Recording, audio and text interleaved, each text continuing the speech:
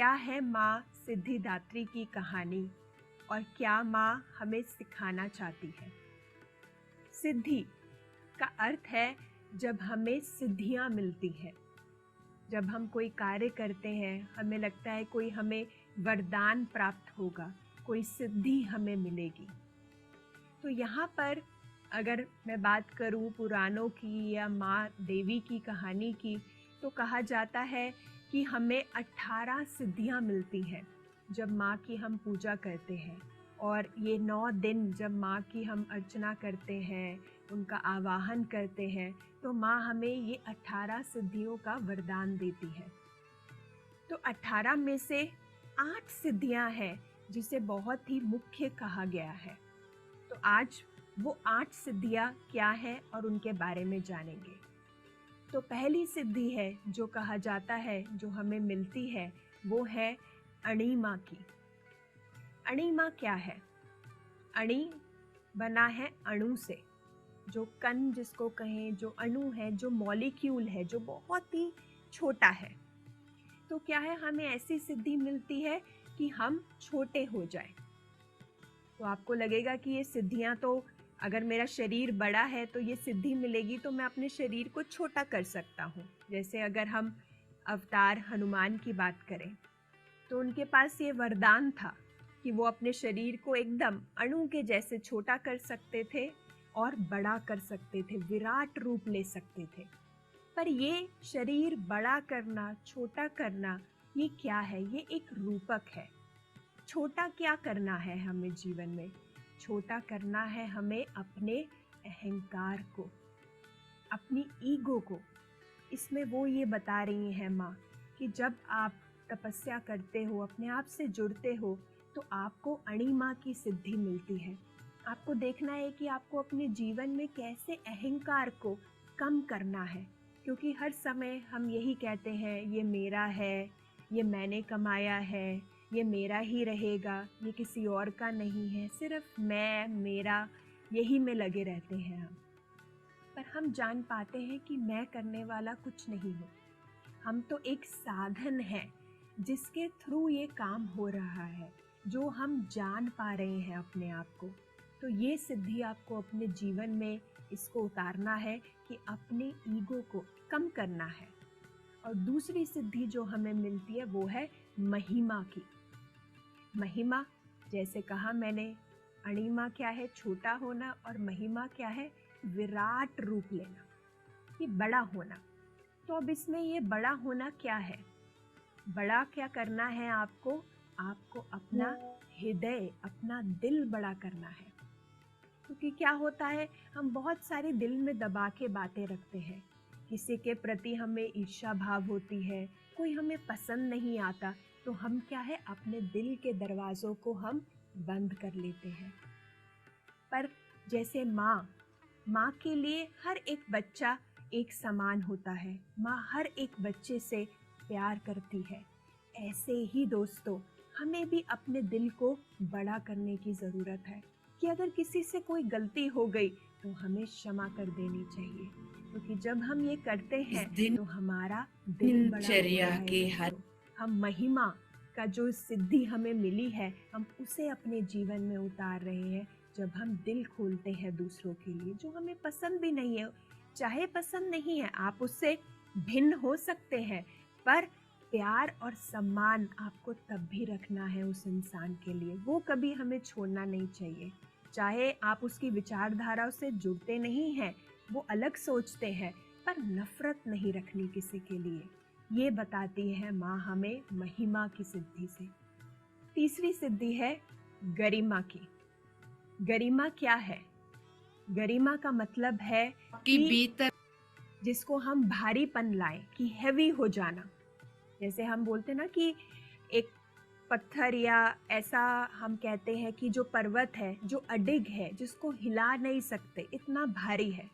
तो अब क्या करना है? इस गरिमा की सिद्धि हमें क्या बताती है? ये नहीं कि हमें अपना शरीर इतना भारी कर लेना है कि कोई हमें हिला ना सके, पर माँ क्या बता रही है, किस चीज़ को अडिग रखना है? वो है आपकी इंटेंशंस, आपकी संकल्प को। क्या है आपके जीवन का उद्देश्य? उसे अडिग रखना है, उसे कोई नहीं हिला सकता, जैसे माँ ब्रह्मचारिणी ने करा। उन्होंने 5000 साल तपस्या करी शिव को पाने की, और इतनी सारी चुनौती आई, पर उन्होंने हार नहीं माना। वो अडिग रही कि मेरा ये उद्देश्य है और मुझे इसे पाना ही पाना है। ऐसे ही दोस्तों, अपने हमें संकल्प को अडिग बनाना है कि उसे कोई हिला ना सके। हर चुनौती आ जाए, हम उसका सामना करेंगे, पर हम जहाँ पहुँचना चाहते हैं हम वहाँ पहुँचकर रहेंगे ही रहेंगे। ये है गरिमा की सिद्धि। चौथी सिद्धि जो आती है वो है लघिमा।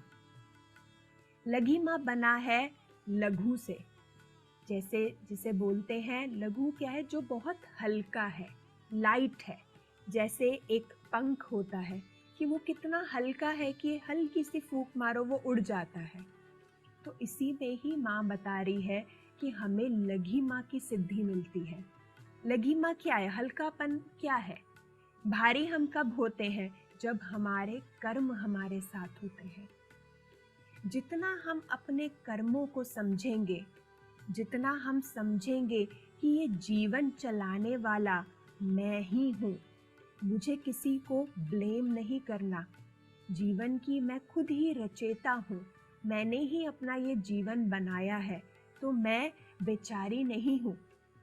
जब हम ये समझने लगते हैं, यदि आप कर्म को समझते हैं, तब हम क्या है, हम हल्के हो रहे हैं। हम अपना वेट जो है वो हल्का कर रहे हैं, क्योंकि जितने हमारे कर्म बनेंगे उतना ही हमारा बोझ बढ़ता है, उतने ही हम भारी होते हैं। और फिर उसी कर्म बंधन के हम चक्र में रहते हैं कि आज हमने किसी के साथ गलत किया, अगली बार वो हमारे साथ करेगा, फिर हम उनके साथ करेंगे। तो क्या है, कर्म बंधन का ये चक्र चलता ही रहता है। पर जब तक हम समझते नहीं हैं कि ये करने वाला मैं ही हूँ और इससे मुझे क्या सीखनी है जीवन को लेकर, फिर हम अपने आप को हल्का करने लगते हैं, हमारे विकार खत्म होने लगते हैं। तो ये है लघिमा। फिर आती है हमारी पांचवी सिद्धि, जिसको बोलते हैं प्राप्ति। जैसे प्राप्ति वर्ड बना है, प्राप्ति से आप समझ सकते हैं कि जब किसी चीज़ की आपको प्राप्ति हो जाती है, जो आप चाहते हैं वो आपको मिल जाता है ना। तो इसमें माँ बता रही है कि प्राप्ति की शक्ति को कैसे हम जीवन में डाल सकते हैं।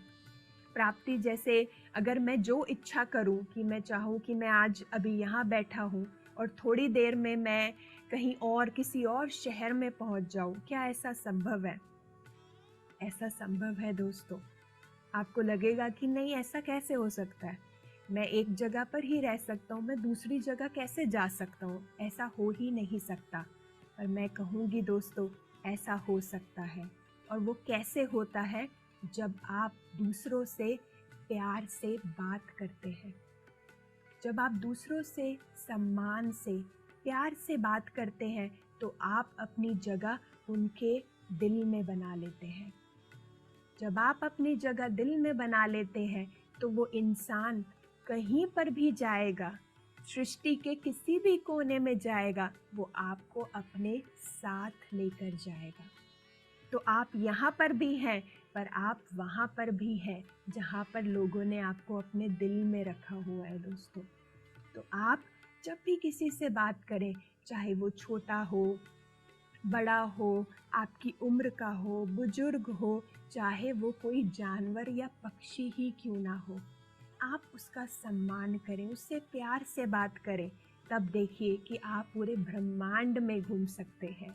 एक जगह नहीं, कितनी जगह आप जा सकते हैं, क्योंकि जो यादें हैं दोस्तों, वो सदैव हमारे दिल में रहती हैं। तो हम इस दुनिया से क्या लेकर जाते हैं? कुछ नहीं, सिर्फ प्यार और यादें। और वो याद सिर्फ इस भौतिक जीवन में, इसी जीवन तक नहीं रहेंगी। सोचिए, इस जीवन से भी आगे वो आपको लेकर जाएंगे, अपने दिल में लेके जाएंगे। तो ये है हमारी प्राप्ति की सिद्धि। फिर आती है हमारी छठी सिद्धि, जिसे बोलते हैं प्रकाम्य की सिद्धि। दोस्तों, हम हर कार्य करते हैं, पर हर कार्य हम खुश होकर नहीं करते। कभी हमें लगता है कि ये तो मुझे करना ही है, ये तो मेरी ड्यूटी ही है, इससे मैं भाग नहीं सकता, ये तो मेरे को अब करना ही पड़ेगा। मजबूरी में कभी कभी हम काम करते हैं, पर जब हम खुश होकर जॉयफुली काम करते हैं दोस्तों, तब हम पराक्रम्य बनते हैं, पराक्रम बनते हैं। क्योंकि हर काम को, अगर आप कुछ भी अपने जीवन में किसी चीज़ की रचना करना चाहते हैं, तो उसकी रचना सिर्फ और सिर्फ प्यार से ही हो सकती है। चाहे वो एक विचार क्यों ना हो, चाहे वो एक भाव क्यों ना हो, चाहे वो आपका घर का काम क्यों ना हो, आपका व्यापार क्यों ना हो, आपकी नौकरी क्यों ना हो, काम तो करना ही है, तो क्यों ना उसको खुश होकर किया जाए। जब हम जॉयफुली करते हैं तो आप देखेंगे उसका आउटकम भी जॉयफुल रहता है।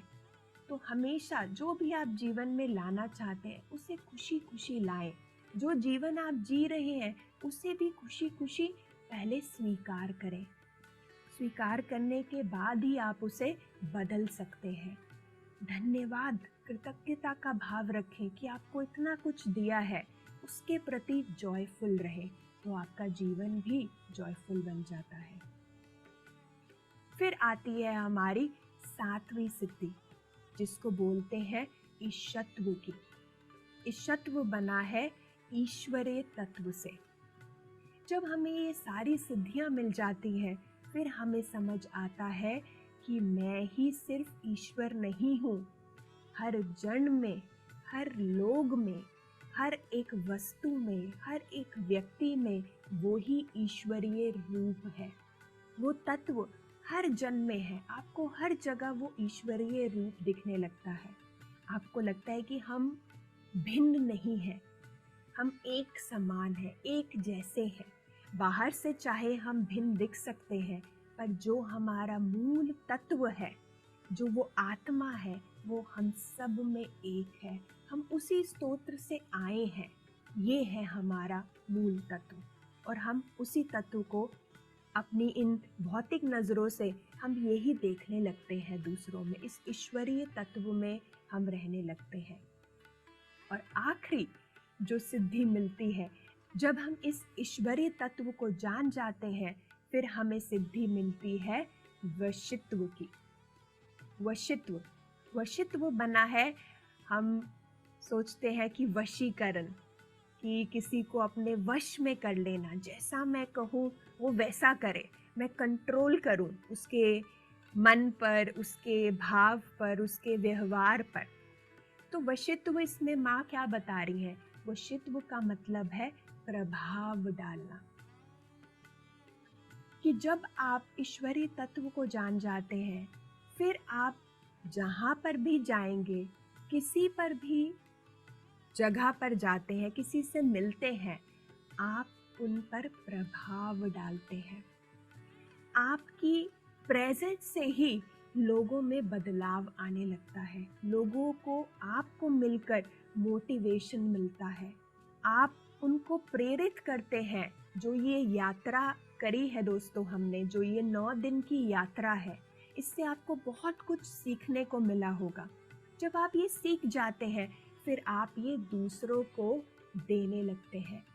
आप दूसरों को बताने लगते हैं इस रास्ते के बारे में कि कितना इस चीज़ ने मुझे सिखाया है, ध्यान ने मुझे सिखाया है, अपने आप से जोड़ा है। फिर आप दूसरों के जीवन पर भी प्रभाव डालने लगते हैं। फिर दूसरे भी आके आपसे पूछते हैं कि आप ऐसा क्या कर रहे हो कि आपके व्यवहार में इतना बदलाव है, क्योंकि आप ध्यान, आप तपस्या करने लग गए हो। तो माँ यही कह रही है, जो 8वीं सिद्धि है प्रभाव डालने की। फिर आप सेवा भाव देने लगते हो। पहले 8 दिन आपने जब ये करा, तो क्या है, ये 8 दिन जो देवी के हैं, वो है अपने आप को जानने के। आप देखेंगे कि देवी अपने आप को जान रही है, कभी तपस्या कर कर, कभी अपने भीतर के राक्षसों पे काम कर कर, कभी अपने भावों पर काम कर कर। पर जो 9वां दिन है, जब ये सिद्धियां मिलती हैं, ये है दूसरों के लिए। पहले है अपने आप को जानना। जब आप जान जाते हो, फिर आप दूसरों को सिखाने लगते हो, दूसरों पे प्रभाव डालने लगते हो। दूसरों को प्रेरित करते हो इस सेवा को करने के लिए, क्योंकि इससे बड़ी सेवा नहीं है अगर हम खुद को जान लें।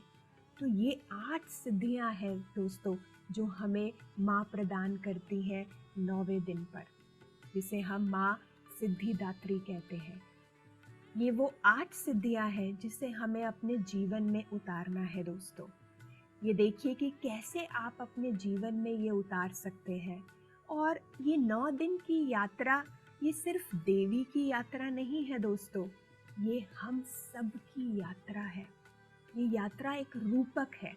वो देवी थी तो भी उनके जीवन में कितनी चुनौतियां आई, पर हम तो मामूली मनुष्य हैं, तो हमारे जीवन में भी चुनौती आ सकती है। तो अगर उनके जीवन में आती है, तो अगर वो सामना कर सकते हैं तो हम भी उन चुनौतियों का सामना कर सकते हैं। तो माँ अपने जीवन से यही हमें बता रही है। और ये हर इंसान की, हर मनुष्य की ये यात्रा है 9 दिन की, क्योंकि ये 9 दिन हमें अपनी यात्रा, अपने भीतर की यात्रा से जोड़ते हैं। तो चलिए दोस्तों, अब हम ध्यान करते हैं, माँ सिद्धिदात्री की ऊर्जा को अपने भीतर विकसित करते हैं, उसको प्रज्वलित करते हैं, उनका आवाहन करते हैं कि माँ ने जो ये हमें 8 सिद्धियाँ दी है, इसे मैं अपने जीवन में कैसे उतार सकती हूँ। तो आप सब एक सुख आसन में बैठ जाएं, अपने पैरों को क्रॉस कर लें, हाथों की उंगलियों के बीच में उंगलियों को डाल लें और धीरे से अपनी आंखें बंद कर लें।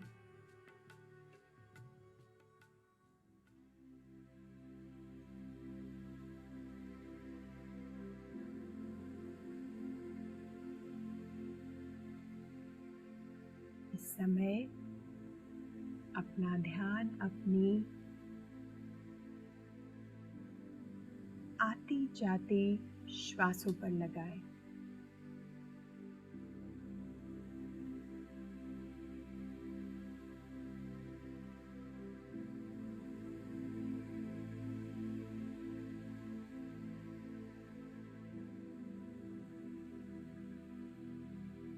अपनी श्वासों के प्रति जागरूक रहे।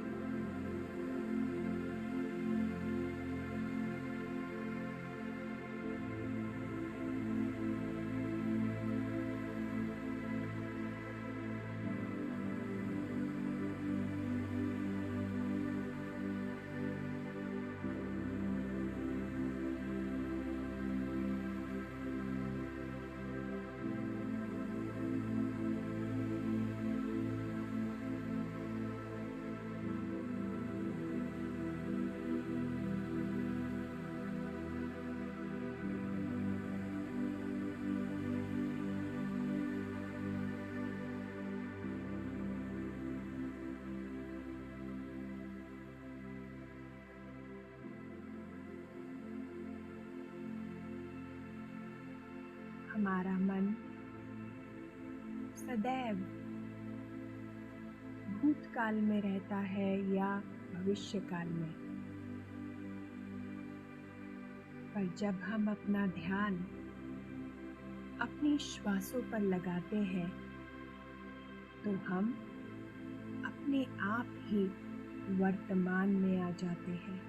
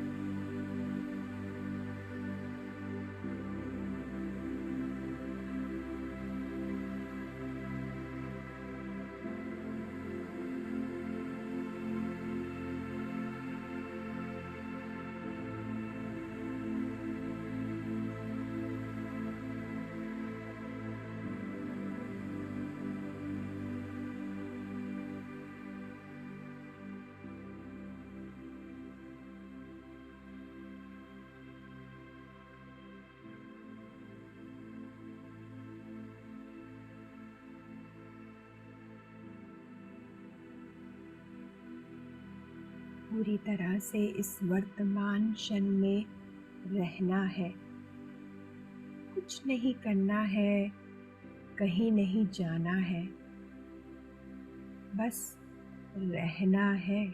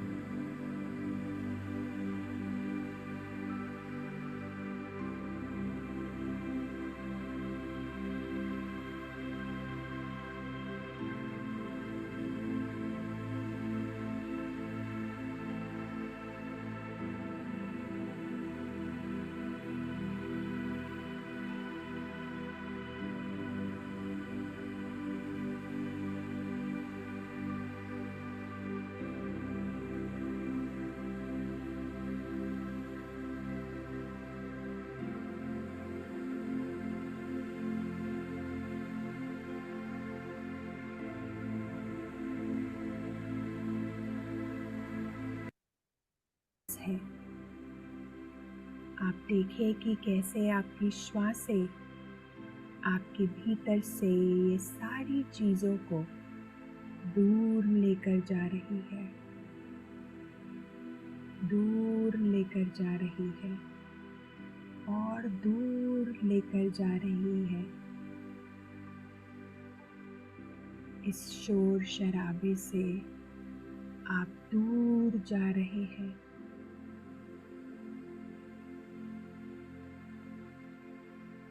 एक शांति में, स्थिरता में जा रहे हैं।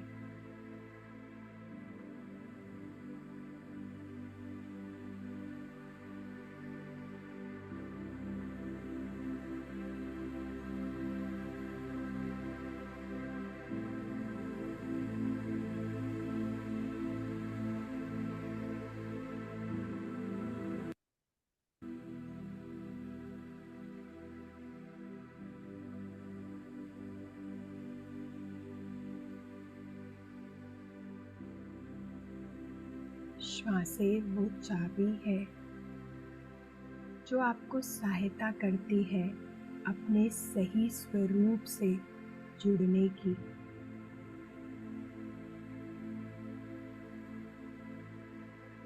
सही स्वरूप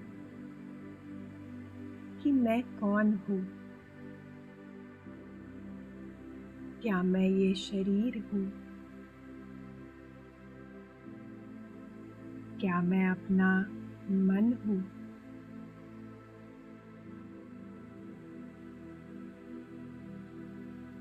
या क्या मैं अपने भाव हूँ, क्या हूँ मैं।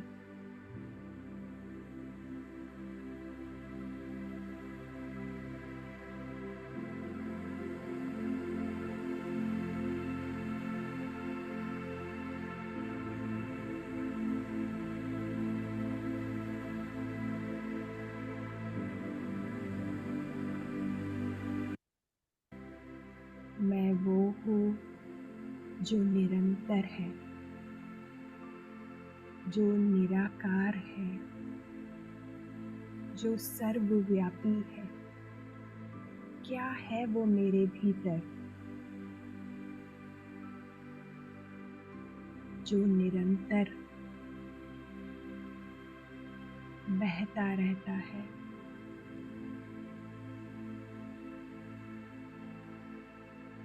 जिसका कभी जन्म नहीं हुआ, जिसकी कभी मृत्यु नहीं हुई।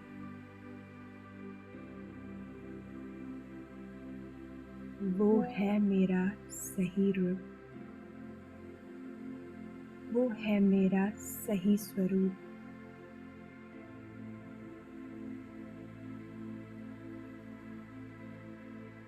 मेरी आत्मा जो मेरे भीतर विराजमान है,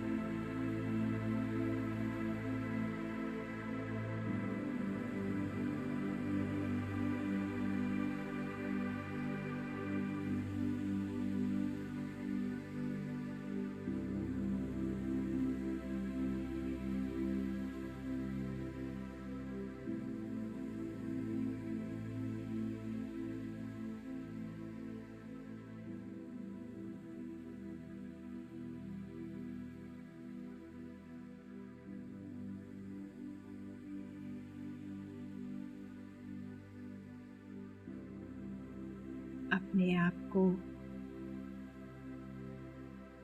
स्थित कर ले अपने सही स्वरूप में।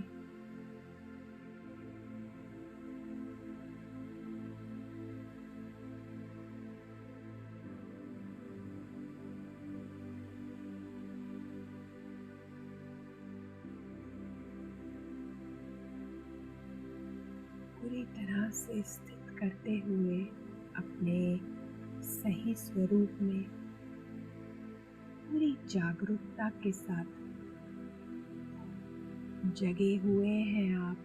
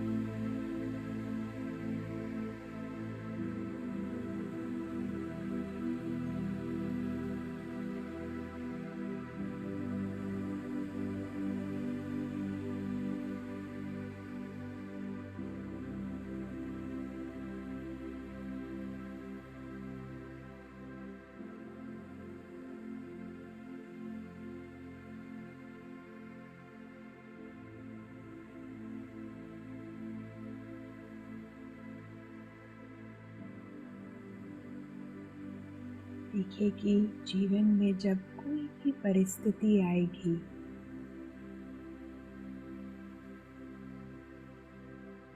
तो आपको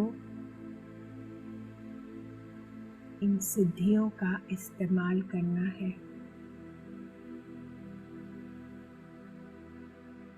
हर परिस्थिति में आप इस सिद्धि का इस्तेमाल कर सकते हैं।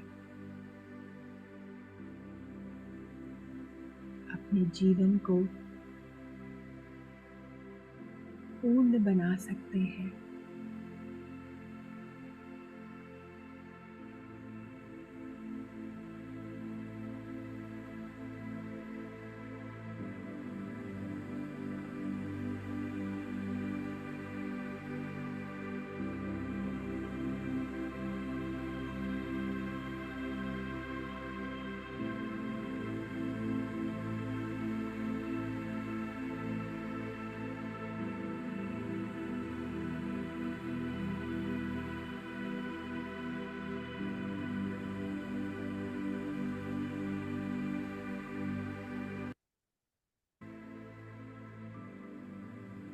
धन्यवाद करें माँ का।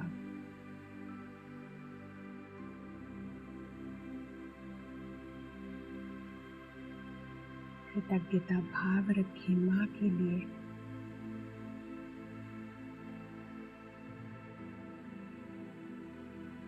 जो उन्होंने हमें इन 9 दिनों में दिया है, इतना कुछ दिया है जिसका कोई मूल्य नहीं है।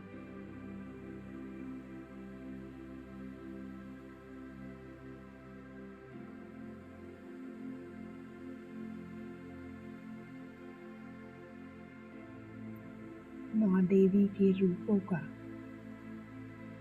उनकी ऊर्जा का धन्यवाद करें। उन्हें अपने दिल में जगा दें।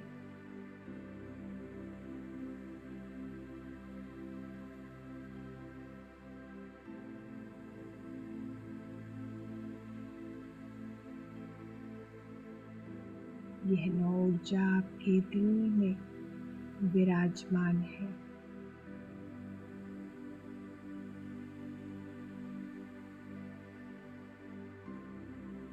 समय एक गहरी लंबी श्वास लें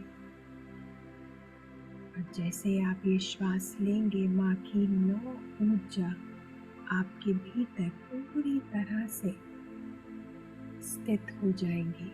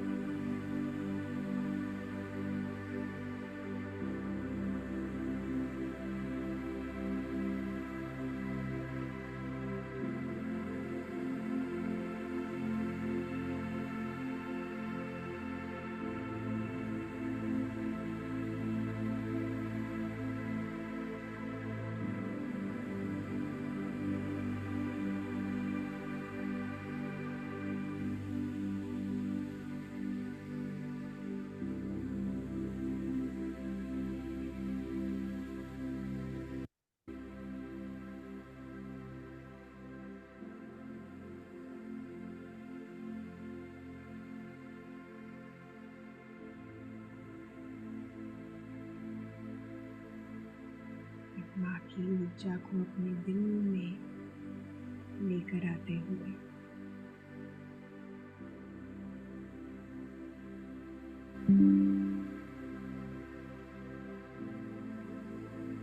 अपने भीतर पूर्णता को महसूस करते हुए